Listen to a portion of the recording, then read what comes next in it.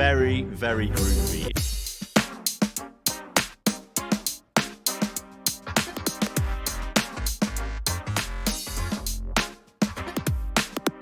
Welcome to Groovy Movies. My name is Lily Austin. And my name is James Brailsford. Hello. And today we are going to be looking into films from the 90s that were set in the 70s, because there did seem to be a bit of a spate of films around that time that had a nostalgic look back at the 70s and dig into why we think that was and discuss the classics of this kind of genre. Yeah.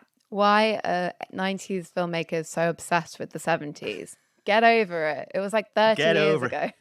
Look forwards, not backwards, right? Yeah, and I say that someone who is obsessed with the 70s also, and I would, if I were to be a filmmaker, that would definitely be my era of choice. There's something about the 70s, like watching these films back and listening to the music, there's something that's very warm and inviting, and kind of the music sounds good, the fashion's pretty groovy. Yeah, this is actually our grooviest episode of Groovy Movies. Very, very groovy. It's completely on brand. Yeah, there's a certain escapism to the 70s that somehow is missing, certainly from the 80s. There's something to that period. Yeah. As an objective truth, or in the way these films... Well, more just my general feeling towards the 80s, perhaps, because I grew up then. But let me just put it this way. I always imagined the 70s as being very analog. All the records were recorded on tape and released on vinyl. So they have this warmth about them and this richness. Then you get to the 80s and everything starts being shot on video. Everything starts being recorded on digital and released on CD. And there's a coldness and a sterility suddenly creeps into entertainment and media and kind of society as a whole. Whereas the 70s had this warm, golden, analog glow. That's how I see it. You're really like... But is it an objective truth? No, of course it's not. It's my clouded vision, Lily. But I think that's the vision that a lot of directors feel, and that perhaps you're getting to one of the reasons why it's an era that filmmakers like to recreate. But I think in particular in the 90s... It's a rich scene. Exactly. Yeah. It's the richest of scenes. Okay, well, should we get into it? Should we talk about our first film? Yes. Enough of this introduction. Let's get into the meat of it. This is what you came here for. None of this like us chatting. You just want the hard facts. You listeners, you ain't got time to mess around. You're busy. Come on, let's get down to it. Yeah, absolutely. Oh, wait, but that does make me remind me of the fact that I wanted to say, hey, it's good news about the strikes, right? That the writer strikes they've come to an agreement. Absolutely, yeah. I fully intended to be very topical this week and be like, let's discuss film news. And then I completely forgot. But that's good, right? No, absolutely, and we've snuck it in now, just as you thought we were going to talk about the good stuff. Here's some topical news. Yeah. No, it's great. They've got pretty much all of their demands are met, pretty much. See, so I mean, that's they always cave in the end. The Hollywood unions are so powerful. Yeah, absolutely. Well, I mean, also the studios need stuff to make, and they're running out of. Well, yeah, that's why. They're running out of fuel. It's amazing. I wonder what it's going to be like in a year's time. Are we going to have a bit of a black hole of entertainment? No, I don't think so. I think it'll be fine. I think it's been great. Okay. Okay, right. Back to the topic at hand. So should we start with our first film, Dazed and Confused? 1993 movie directed by Richard Linklater. It's like a slice of life, isn't it? It's the last day of high school in 1976. And I was like, Jesus Christ, I was born in 1976. Whoa! Yeah. Oh my God, I'm going to write that down. so I know for your birthdays. Good to know. Good to know. When I first saw this quite a while ago, I didn't particularly engage with it. But then, you know what I was like back in the day, pretentious, only like super arty films that are, hyper stylized and I don't know. This is like a traditional film. It's a story about a group of characters. The way it's shot and presented isn't hyper heightened or stylized. There's no clever tricks with the plot. But as I've aged out a bit, I've managed to kind of buy into it a little bit more. Oh, interesting. Because even though I chose it because it seemed like an obvious choice for this theme, I didn't like it particularly when I first saw it, and I still don't really connect with it very much. Yeah. Which in a way is kind of funny to me because I love the Before series. So I like other films of Richard Linklater's. Boyhood I wasn't that keen on, actually, I have to admit. It's basically just the Before series that I like of his. Maybe School of Rock is pretty good too, actually. I don't know. I guess my natural film interests are not really gravitating towards real world set stories where it's basically characters talking to each other. I kind of got into Dazed and Confused this time around because I'm getting more into accepting that some films are just vibes, and this is like it's got this sun-drenched, lazy, not a lot happens. It's certainly not a must-watch film for me, but I enjoyed it more this time round. What can I say?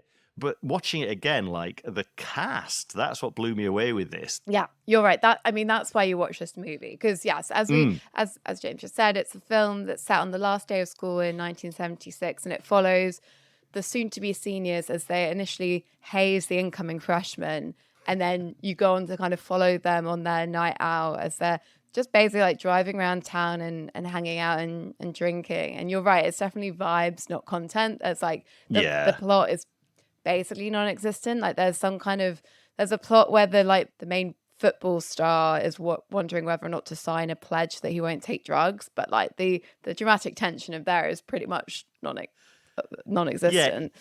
But you're right, what you're really watching for is it's a load of star actors in their very first roles, because Richard Linklater, he wanted to use all known unknown actors, so he and his casting team just like apparently like drove around America, kind of appealed to like middle America, because it was set in Texas where he grew up, and they just like got all these like young wannabe actors in their first roles. Including the first theatrical role for Matthew McConaughey. Do you know how he got cast? I have read into that, but you tell the story, James.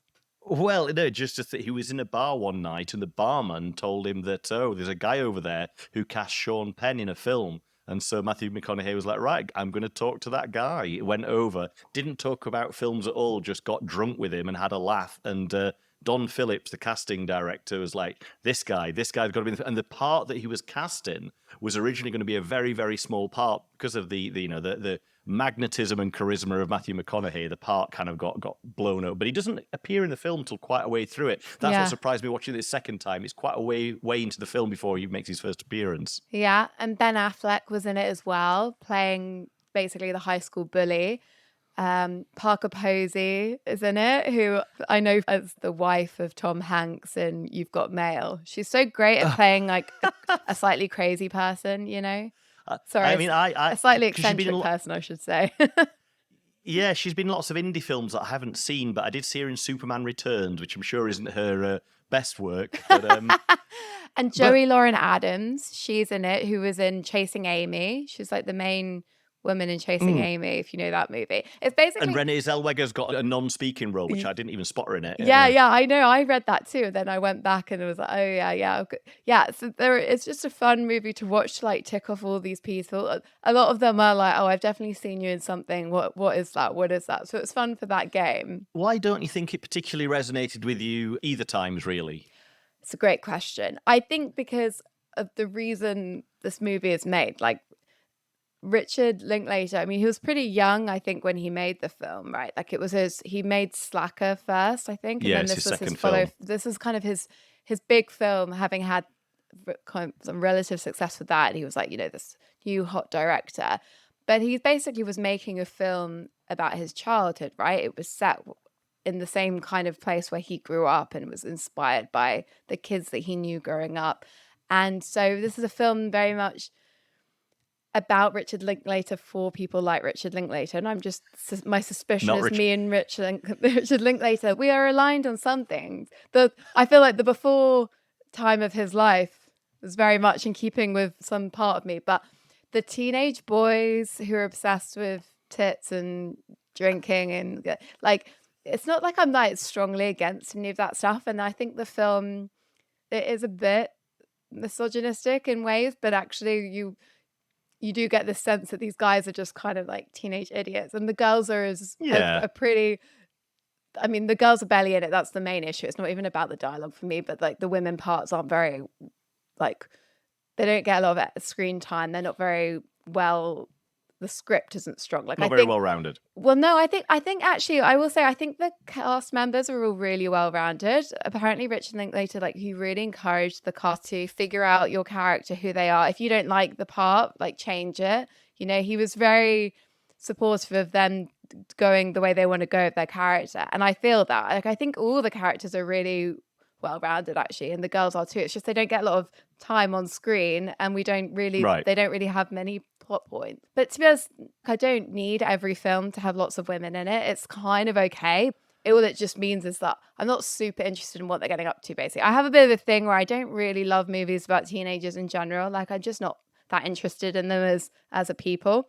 But so yeah, just something about the Dazed that didn't really resonate with me, but everything about it being in the 70s did. I think it looks so good. The music is so good. So like I engage with it this time as more like a very nice, just chill out in the 70s. There's a bunch of what we would consider low stakes drama.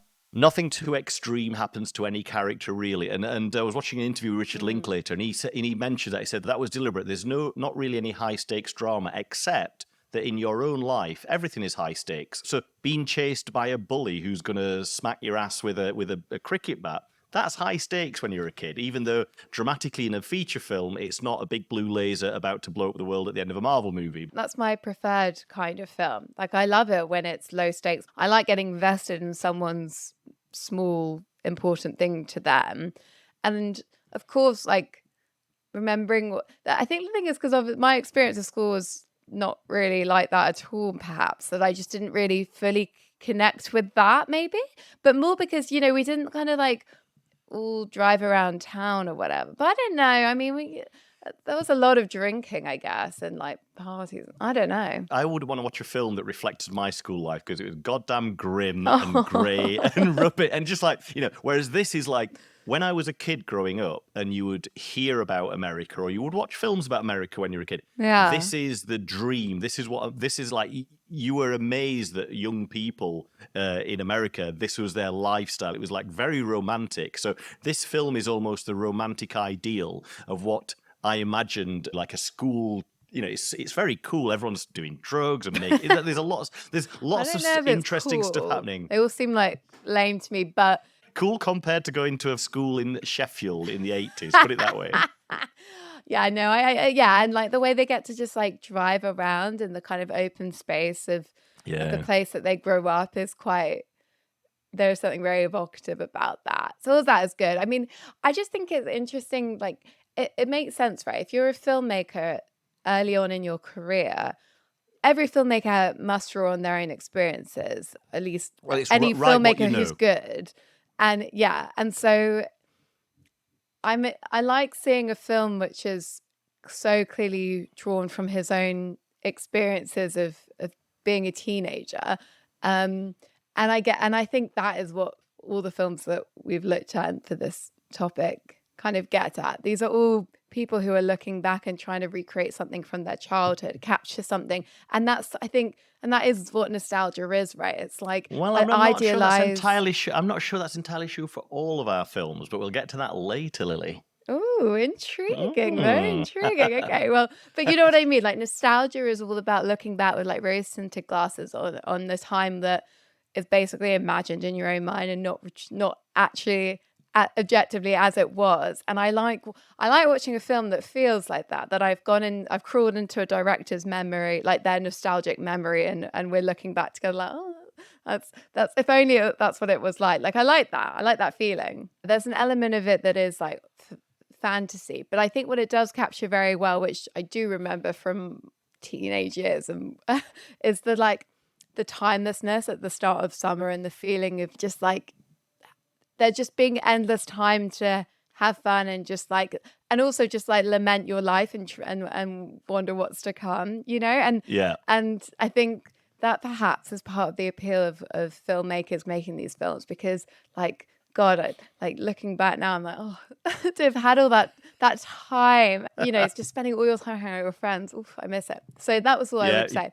This is a very rose-tinted view, and like you say, you know, the classic is write what you know. So in the 90s, early career directors looking back to their childhood, looking back to the 70s, there it is, a rich seam of Americana. You know, he said his pitch for the film was like he was doing American Graffiti, but for the 70s, which it clearly is so clearly influenced by that. Yeah, American Graffiti is set in the 50s, right?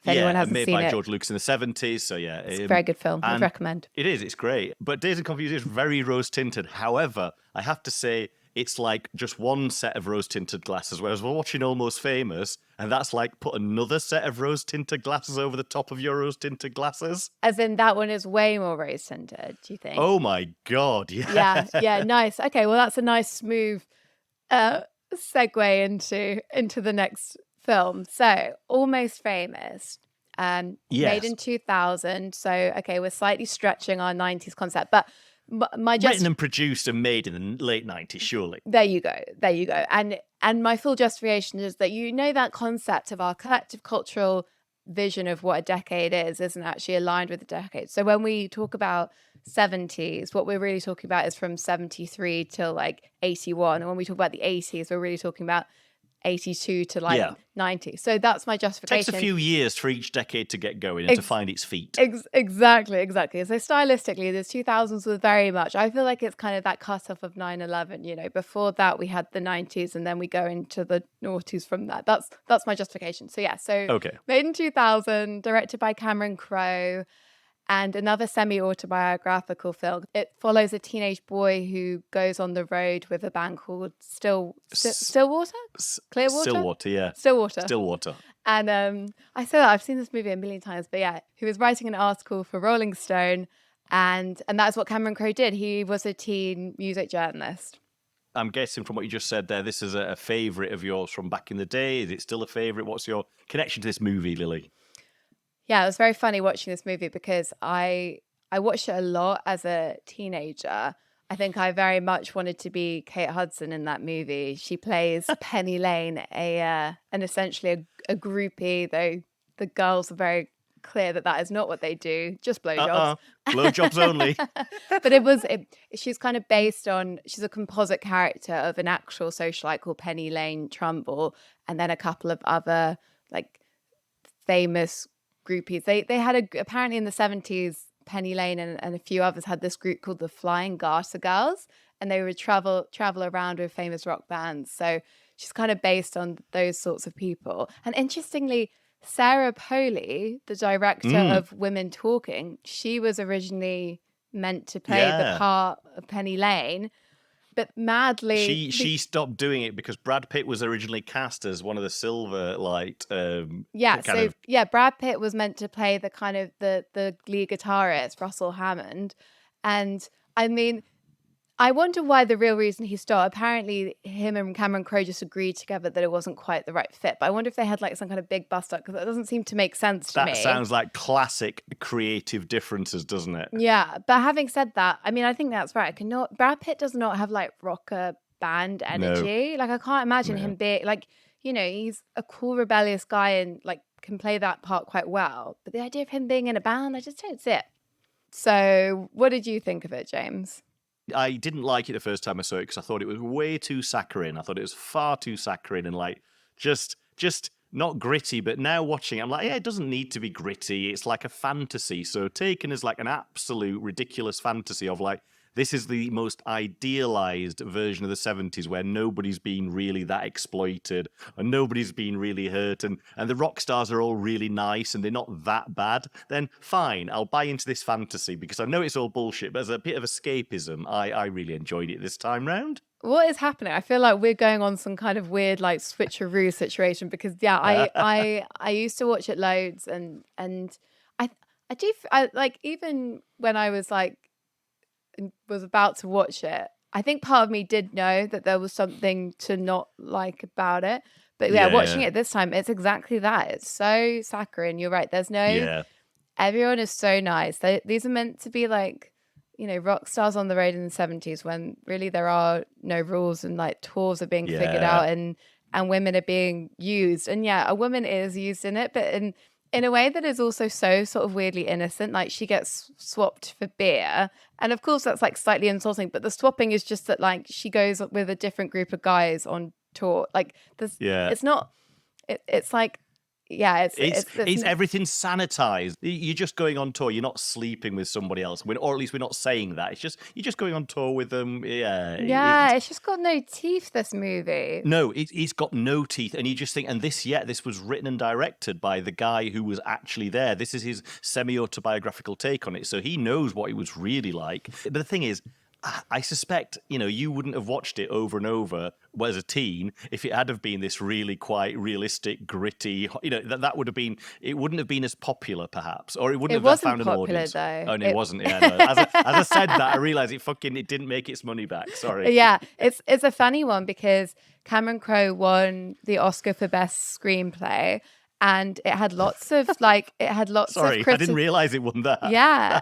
And it had lots of critical acclaim. The critics loved it, but it didn't find an audience. And I swear that's wrong. That should not be correct because it is a very watchable, soft, easy film.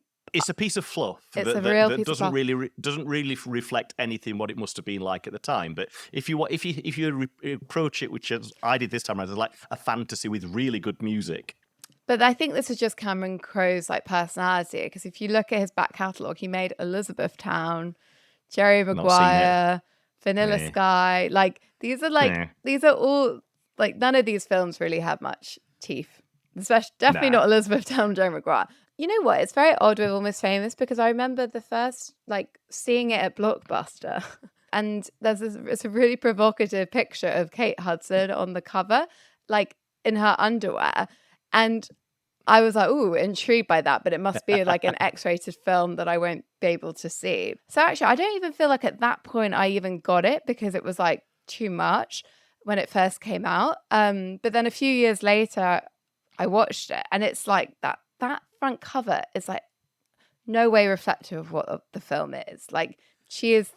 She doesn't do drugs. She barely drinks. There isn't anything like that going on. Her character and the posse of kind of women or girls around it, the Band-Aids. Seems quite appealing. Band-Aids, yeah, just fun. Seems quite appealing. Yeah, And they're very much in control. They're the ones who deflower the main character. He's kind of the innocent one, but they all take him under his wing and look after him, and it's all very cute.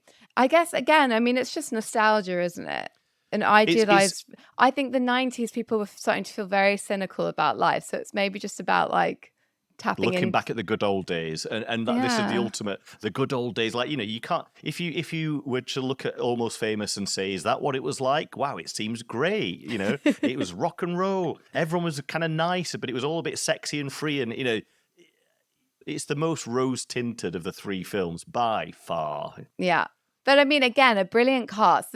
We're getting to a few other areas of commonality between these films, is that yes, 70s, yes, amazing music, great needle drops, but also incredible ensemble casts in all three films. I feel like the 90s was really the peak of good ensemble casting. Again, whilst you could still make films with the budget to get this kind of huge, strong cast.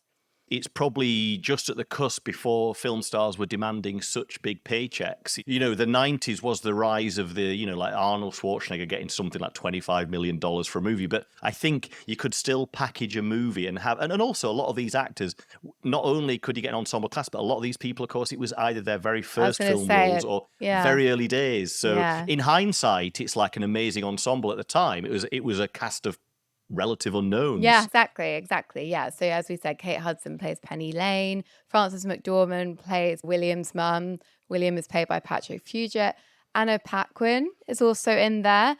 And Zooey Deschanel as William's sister. And Philip Seymour Hoffman plays Lester Bangs, this rock critic who's the mentor of William. Yeah. He's incredible. Always watchable. Yeah, he's so perfect in this film. Yeah. You weren't so enamored with it this time around, but what did you enjoy about it when you watched it in your teen years, Lily? What made you keep going back? The main thing is just that Kate Hudson looks so great in the wardrobe. The costume is fantastic. And that definitely, if you've seen some of the things I've worn over the years, it's definitely. Oh, really? Yeah, that big 70s suede coat with the fur? That was a lifelong mission to try and find a coat like Kate Hudson's in Almost Famous. So the main thing is the film and the music. I think watching this film was also very formative in like my music education. I mean, most of the songs in it are pretty well known. I'm like, wow, like their budget must have been insane for music. But lots of bands I hadn't heard of before, I was introduced to through this film. So it's amazing for that. And you know what? I think probably the other reason, it wasn't just Kate Hudson's great styling. I think that when I was watching it as a teenager, the idea of like freedom, escape, like running away with a rock band. Running away with a rock band, yeah. I think that the film does paint a great picture of that. And that's all you want when you're a kid, right? Is to have that kind of freedom, but in a very safe, healthy environment where everyone's really nice. Like the one that's kind of essayed out in Almost Famous. Yeah, I have one other thing to say. Say it, Lily. Preach. Okay, well, William, the Cameron Crowe character that we're following through, this teenage boy, like, is he or is he not a bit of a sociopath? Because he loves Penny Lane. He's obsessed with her, like as any like sensible person should be. But there's this weird moment towards the end where she's like OD'd on Quaaludes, and he calls a doctor to come and save her. And as she is having her stomach pumped, and you see kind of a side shot of that, so it's kind of you don't have to confront the full thing, but it's quite uncomfortable to watch. He has this serene half smile on his face, and he's just like staring at her sweetly because he kissed her for like a second a few minutes ago, and that's clearly all he's thinking about. I was like, I don't remember this. I mean, I remember the scene from watching it before, but I didn't remember his expression. I thought, my God, this guy's a psycho. Like, you should be horrified. No one wants to see someone having their stomach pumped. So if we're looking at the traits of a sociopath, you're saying lack of empathy. He should be more horrified. Whereas I think it's more teenage boy can't believe his luck. And that's overridden everything else. Who cares whether or not she lives? I finally got my first kiss from the love of my life. I think I'm on that take. He's just like it's the most horrific thing ever, but he's just like, hooray, I kissed a girl. Yeah. Oh. All right, well, shall we, on that note, move on to Boogie Nights? Finally. Oh, yeah. Finally, yeah. I bloody love this film. I love it. It's one of my favorite films. Definitely top 50, maybe top 20. It's definitely my favorite Paul Thomas Anderson movie. Yeah, I think it might be my favorite Paul Thomas Anderson as well. And I think, like you, I think it's definitely top 20. Top 20, it could even at times circle around the lower end of the top 10, you know? I would love to see, we should make a little Venn diagram of our top 20 and see, are there any other movies that are in both our... Overlap. Yeah, because it's a rarity where I think where we get one where we're both like, yeah, this is a great... Yeah, it's great because unlike those other two films, this does not give a completely idealized, painted picture of the 70s, not at all. I think what it very cleverly does, one of the many, many great things about the film is that it lures you in, like the other two films, with this kind of rose-tinted impression of the 70s. You know, he kind of idealizes a little bit the porn industry then, that everyone's friends and gets on. But it does that. Everyone's having a good time. Everyone's having a great time. It's all lots of fun. The sun's shining. Everything seems to be going well. And then you know, things take a turn, and then I love how it goes from the 70s. Sorry, the film is about a young Mark Wahlberg who plays I can't remember his Diggler. Well, that's his porn name. I can't remember his non-porn name. It's Ed. It's Ed something. Who cares? Is it?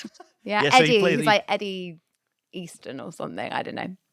It's like a classic, it's like Star Wars. You got your Luke Skywalker, your innocent, who goes into a bigger world. Dirk Diggler, an innocent, goes into the bigger world of the porn industry. Yeah. You know, and it shows it's his rise and fall, and then he's somewhere in the middle at the end. Yeah, his rise and fall, which echoes the rise and fall of the porn industry from the 70s to the 80s, or at least the evolution of the industry for people who are involved in it. Because as you mentioned earlier on, like it's a time when we go from recording on film and showing straight in cinemas, right, to like becoming tapes.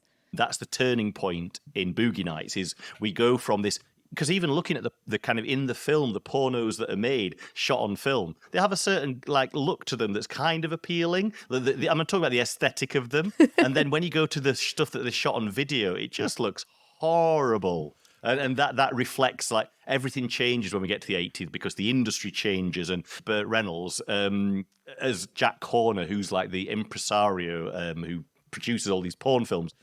And, you know, he was obviously in his peak during the 70s and the film era, and then he's struggling to keep relevant in the kind of the 80s and with tape. It's still, even watching it now, it breaks my heart when we get into that 80s section where we've set up all these characters and it just gets so dark.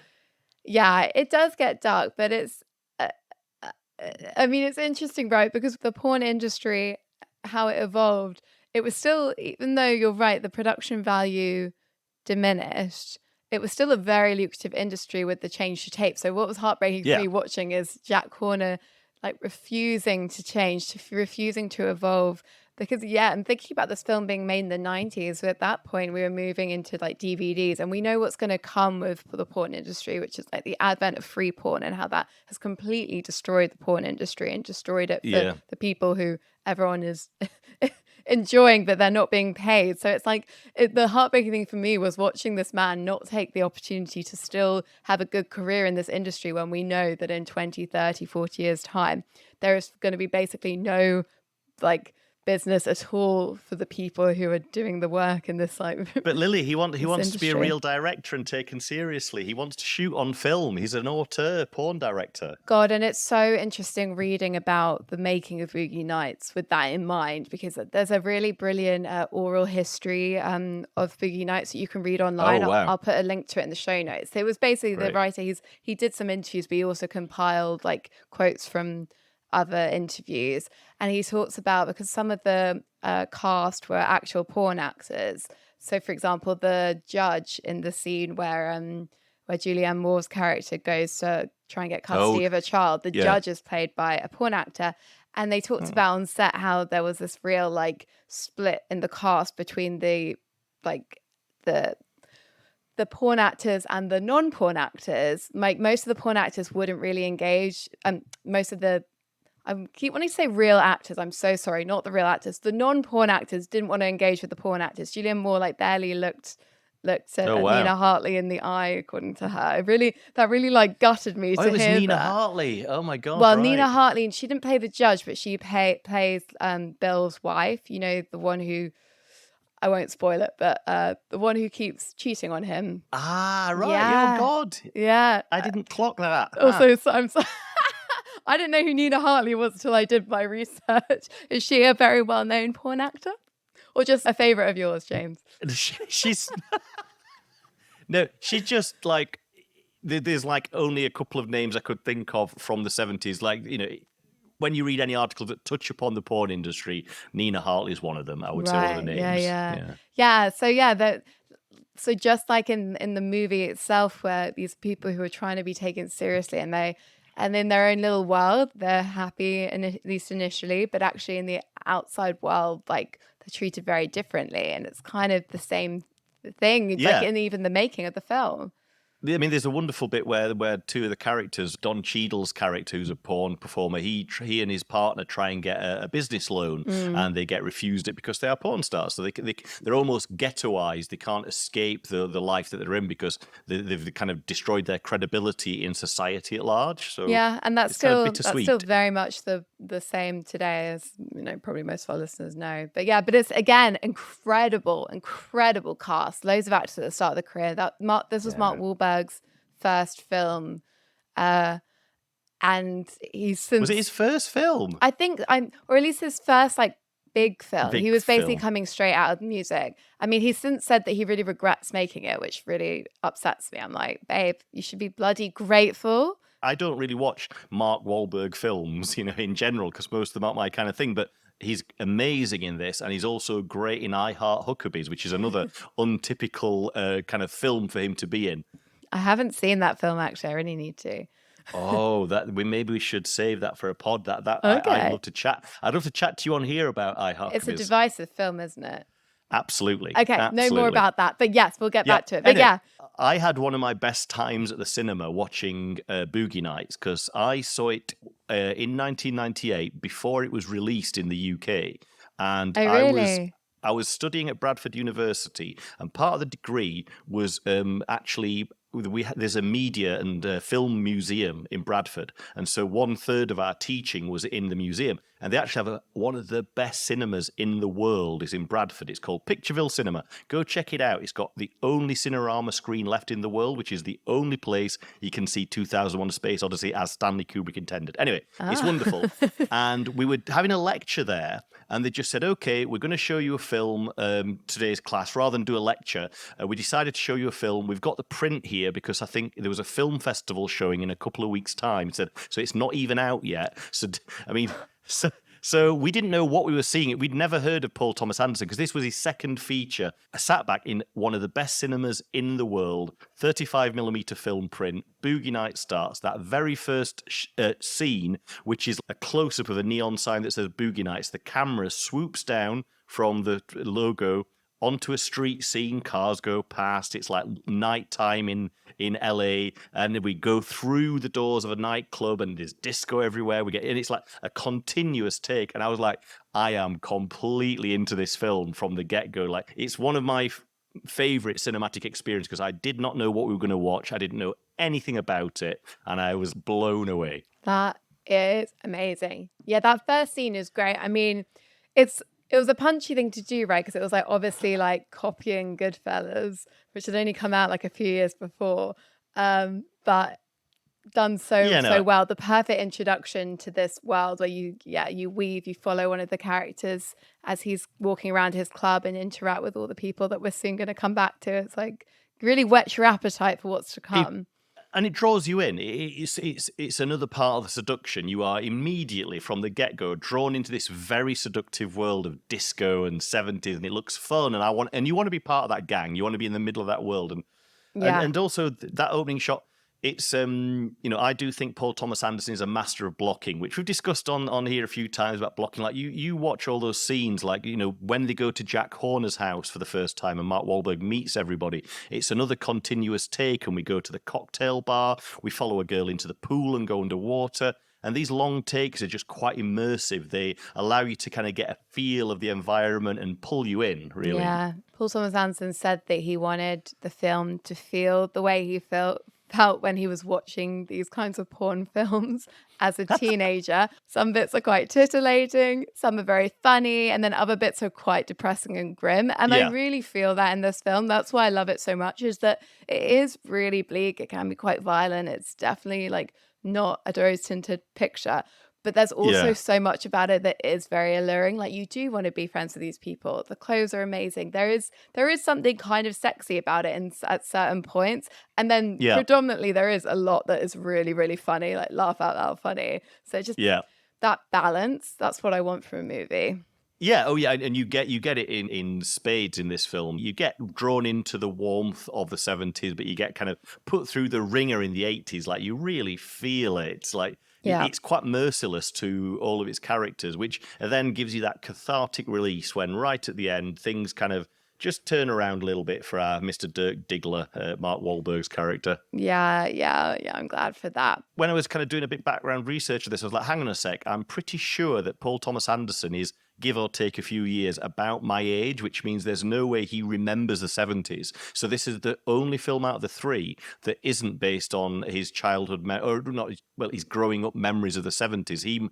He must have been born in the 70s, but I'm going to go out on a limb here and say he probably can't remember it. So it's beautifully realized for someone who wasn't there. But he wasn't there in literally the 70s when this film was set, but he grew up in the San Fernando Valley. His dad was a filmmaker. So he was very much in this world, and he was living in the heart of the porn industry. Like, that is literally the place where it was. So I think, he chose the most interesting moment really in the porn industry's history, that switch. The transition. Yeah. A bit like Singing in the Rain is about going from silent to talkies. Here we've got going from film to video, Exactly, and it was a huge point of change. Those two would be a fantastic double bill. But, it was I still think it's definitely like drawing on, it's a world that he very much knew. Like, okay, it's not as overtly autobiographical as Licorice Pizza, but I think, it's definitely drawing on something that he's I'm sure, very interested in part because he was growing up in that world. Like he has talked about like watching those tapes when he was a kid, you know.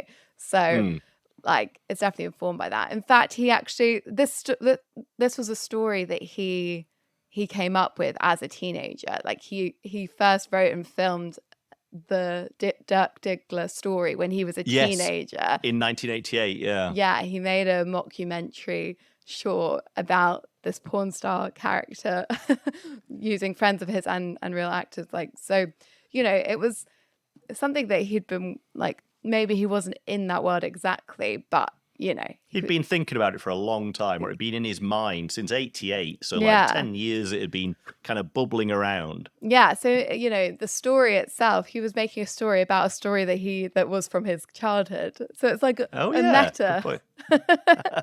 I hadn't thought of it like that. Yeah, actually. Very interesting. And also, I just think as a filmmaker, like you look at his films since then, There Will Be Blood and Phantom Thread, he's a master at period, you know, like especially on Not Much Money. You know, he's very The Master meticulous. as well. Oh, God, yeah. Oh, sorry. I've forgotten how many great films he's made. I think this might be my favourite. It's possibly a tie-up with There Will Be Blood, but I think Boogie Nights gets it just because There Will Be Blood, it's a pretty grim setting. It's got no romance about it. It's got no like warmth. Yeah. It doesn't really. That film does not excite me in the same way, I have to say. Do you know? But can we just? I want to just quickly circle back to the cast because again, such a good ensemble cast. We mentioned Mark Wahlberg and Julianne Moore, but also Heather Graham, John C. Reilly, Philip Seymour Hoffman again in one of my favorite parts that he's ever played. Like it's so good. I feel awkward every time he's on screen. His awkwardness just kind of oozes out of the screen. Yeah, and there's something, you know, he wears all these very tight, small clothes, which apparently that was, you know, deliberate choice because it wanted to be like he's kind of a man child who isn't yet. He's wearing literally the clothes of like a teenage boy when he is a grown man. And it just perfectly ties in with this vulnerability of this character who isn't really comfortable in his own skin, like you say. It's so well done. But that's what's amazing. Oh, and also Alfred Molina playing that. Oh, yeah. Yeah, he's amazing. I don't want to spoil it, so I won't say any more, actually, if you haven't watched it. I'd like to say that sequence with Alfred Molina, that's an incredible set piece that you don't expect in the film because it's like a tense thriller sequence. I won't spoil anything, but like it's an unexpected little treat, and that yanks you as well because suddenly you are in this sequence that the tension in that sequence it ratchets up. And like, oh right, I remember at the time at the cinema thinking I am in the hands of a master filmmaker because he's suddenly kind of swapped genres for a little bit, and I'm suddenly like now on the edge of my seat. Yeah, and he was only 27 when he made the film. It's like crazy. Crazy talent. Because you're right, like that scene, I sort of hate it as much as I love it because I don't want to spoil it's excruciating. But the noise in it, it's so like it just perfectly like puts you on edge. Everything about that film is just anxiety inducing. You're so there with the characters, and apparently that long shot of Mark Wahlberg just staring off. PTA just asked one of the cameramen to just focus on him during the 3 days of filming, just to really that wasn't like him acting, that was literally just him. Because that is quite like watching it this time round, I really noticed that shot. I was like, he's just like he seems to come out of nowhere. He's definitely kind of disassociating because it's almost like I can't cope with this too stress much that I'm in, and then it's like suddenly break and like, okay, we've got to go. Yeah, so good. Such a good. And of course, and like it's the least glamorous portrayal of cocaine use. It's just a horrible. The 80s gets tangled in everybody starts getting hooked on cocaine. But still also so funny when that guy is like, I can't believe this. This is the second girl in 2 weeks who's OD'd. Apparently that actor still gets people coming up and saying that to him. Really? I mean, that's like master filmmaking though, when it can still be funny even though you're absolutely horrified by everything that you're seeing. That's it. Like, look, the fact it's very mature. That's the thing. It's like he can juggle these different tones and it not seem like a clashing car crash. And it just seems so, I don't know. I remember watching it thinking, God damn it, he can really direct. It just feels so like because like you say, his dad was a director, and since he was a kid, he'd been directing things. And when you watch some of the footage of like the Dirk Diggler story, even though it's shot on video handycam, you can see he's good. Back Yeah. 10 years previously. Well, yeah, apparently that film was kind of doing the rounds, and like there was like it was sort of known in LA as a good film to see. Apparently, like he said that everyone who knew him thought it was awful, but anyone who didn't know him like thought it was pretty good. But I think it's just that he's so good at creating like very fully formed characters that are very ambiguous but still have a lot of heart. I remember the first time watching it as a teenager and being like so confused about how I felt about Julianne Moore in that part, because I really loved her and was so taken with her maternal instinct. But then she is also someone who is is not a good mother to her children, and like really struggling with a severe drug addiction and clearly some like mental health stuff. And it's like it's just so well done, and with but that's every what makes the film character is good. like that. It's you care about these very, very flawed characters. You care about all of them. By the end of it, you are invested and you care about them, even though you are shown that they are not perfect at all and they have got many, many issues. Yeah, and I think that's what makes this, to me, like a much more engaging film, because Almost Famous, there really isn't that ambiguity. It's not as complex. So I think Dazed and Confused, funnily enough, is actually a little better at it. I completely agree. I like if we're going to on rose tintedness, it's Almost Famous, Dazed and Confused, then Boogie Nights. Yeah. Boogie Nights. But and then also, just one final thought from me is that in the film, it's one of the big transitions is going from the 70s to the 80s, going from film to videotape. And Paul Thomas Anderson is a filmmaker who is one of the very few who still shoots on film and makes sure there's a film print available of his films so you can enjoy them in this analog method. So he's on the 70s side of the Boogie Nights story still. He wants to maintain that magic. He's not moved his films over to digital yet. Yeah, so watch this film and be buoyed by the fact that at least Paul Thomas Anderson is still on the right side of history. Exactly. But what do you think it is about the 70s that appealed to 90s directors? Films go through trends. For example, we're coming off the back, thank God, of like a superhero trend that's been going on for a decade. And I think that there's something to do with every decade we get directors looking back to either their youth, like they look back 20, 30 years. Like I went to the cinema last year and I went to see Pirates, which is set in 1999, about this kind of UK garage kind of little drama. Right. And the mid-90s, that Jonah Hill film came out a few years before that. I think every decade we get this little spurt of films that were set when the directors were growing up, because it's something that they've got some lived experience with. So, for the one that I'm thinking of right now is of Back to the Future, from the 80s, but set in the 50s. So I think every decade, the new generation of directors coming along look to their childhood, because it's a rich scene to draw on. Even though the story itself might be fictional, they can set it in a world that they can make feel authentic. So as a newer director, it's probably a safer bet to stick to something within the last 20 years of your life. Maybe. I don't think that's the whole story, though. I think that because we chose films that I think without even realizing, we chose films that were pretty much all to some extent like drawing on the filmmakers' childhoods. And they're all ensemble casts, all kind of about chosen family. There are all these like coincidences between them. But what I think is that also it's just like a cultural thing, right? In that looking back 10 years feels just like, in our collective understanding of previous decades, that isn't yet fully formed. It's like you need that 20, 25-year gap to like kind of crystallize this like general understanding of what this era is, and then to draw on that, because these film appeal because they all fit with our collective understanding of what the 70s was. They all hit on this, that they all use music from that era that we are all familiar with. Actually, none of them are that use particularly niche choices. It's quite deliberate. It's like very much trying to evoke this nostalgic feeling in us. So it has to click with that, what we already understand the 70s to be. And I think that's a big part of it too. It's just like we get this like 25 to 30 You year need the cycle. distance to be able to look back. Yeah, exactly. But look back on something that we already have formed, that culture has formed as like the collective understanding of what that time period was, you know? Yeah. Yeah, no, I think that makes sense. Yeah.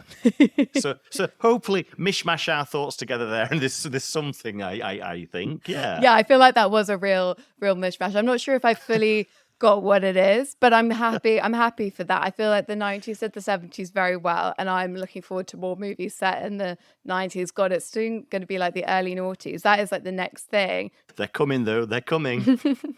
Yeah, and we never actually said, but the whole reason we wanted to talk about this subject was because it's the 30th anniversary this year of Dazed and Confused being made. And it is interesting to look back 30 years in the past at the films being made then and see that the films being made then were about the 30 years before that. I'm asking the question now, Lily. I wonder if Richard Linklater's thinking, maybe we do a sequel to Dazed and Confused set in 1993. Oh my God. That would be so good, wouldn't it? Yeah, a bit of a catch-up, yeah. Or would it? They'd all be in their 40s. The thing is, because they were all at school, that was the reason they're all in the same space, whereas now they'd all be disparate. What would be the reason for them to come together? It would have to be some kind of school reunion, but who goes to school reunions? Only Romy and Michelle did that well. A film I have never seen, but maybe one day. Oh, honey, it's coming. It's coming for you. Well, on that note, shall we take a little trip to the film pharmacy? Yes, let's do it. So this week we have a very positive entry to the film pharmacy. We were asked, is there a film you wish you hadn't watched? Yes, definitely. I've definitely got one. And the thing is, Lily, I wish I hadn't watched it, but I don't talk about it because what I don't want to do is for people to be intrigued enough to watch it. So this is like the opposite of this is the anti-film pharmacy. This is the dark film pharmacy. This is a not recommended, do not watch. Do not be intrigued by my film. The more you say the word intrigued, the more I want to watch it. What is it? Tell me everything.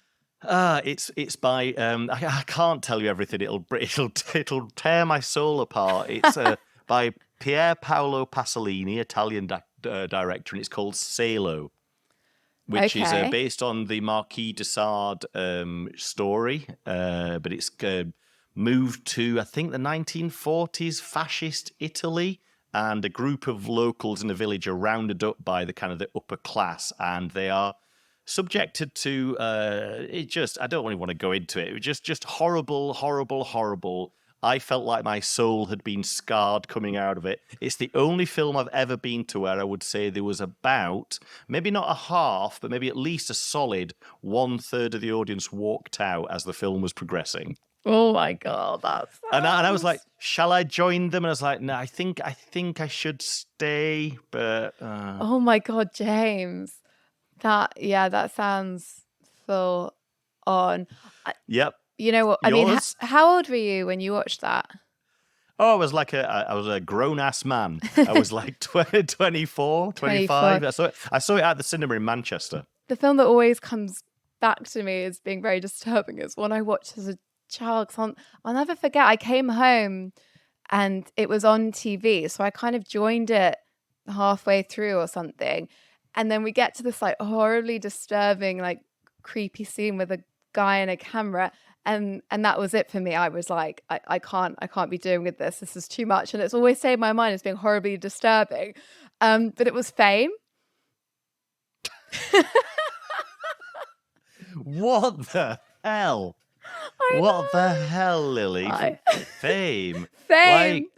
How can anybody find that like the most disturbing whatever film that you wish you hadn't watched? Sorry, because that's the thing. When being a child, that film, if anyone's seen it, it's like a perfectly run-of-the-mill, like coming of age dance school drama. But then for no reason, there is a scene in it where like there's a very small plot line where one of the characters is like approached by a filmmaker who's like, "Oh, you're brilliant. I want to, I would love you to be in my next movie." And then it's just like the most creepy thing where he makes her take her clothes off and she's crying and he's like, "Put your thumb in your mouth." It is disturbing. And it's just like so bizarre because the rest of the film is not really for my mind as a child watching it, I haven't seen it since, of course, so I don't know.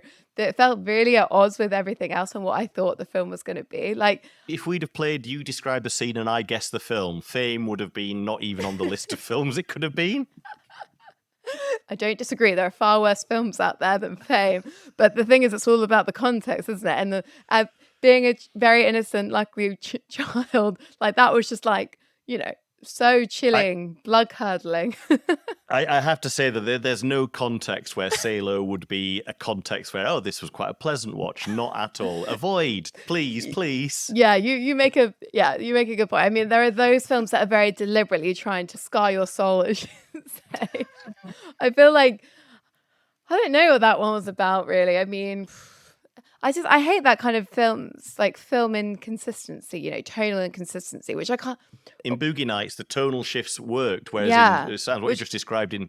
Yeah, and I felt that way in Almost Famous as well. Like, I do think there is a bit of inconsistency in the tone during the film. We go to these quite dark moments when the film is actually a more lighter thing, and I don't think it always, like the moments of emotional intensity, I don't feel I really earn in that film. No, not at all. And that's the sign of like a really good filmmaker, who's been able to kind of get you to go with these tonal shifts, or you don't even notice the tonal shifts. Yeah, but having said that, I think all the films bar Silo that we've mentioned are worth a watch if you want that hit of 70s nostalgia, and particularly 90s. The 90s version of 70s nostalgia, which I think is particularly special. Give them all a watch. Absolutely. All right. Well, on that note, we're going to wrap up. Thank you so much for listening, guys. Thank you very much. And if you could find your way to leaving us a like or leaving us a review, it all helps get the podcast out to a bigger audience. Absolutely. So we're going to be taking a couple of weeks off, but we will be back in a fortnight for the second half of the series. So don't miss us too much. Please. And we'll see you soon. Bye. Bye. Follow us on Instagram at Groovy Movies Pod or email us groovymoviespod@gmail.com. Groovy Movies was produced and edited by Lily Austin. Music and sound by James Brailsford. Our logo was designed by Abby Jo Sheldon. For references and more information about the films discussed, check out the show notes.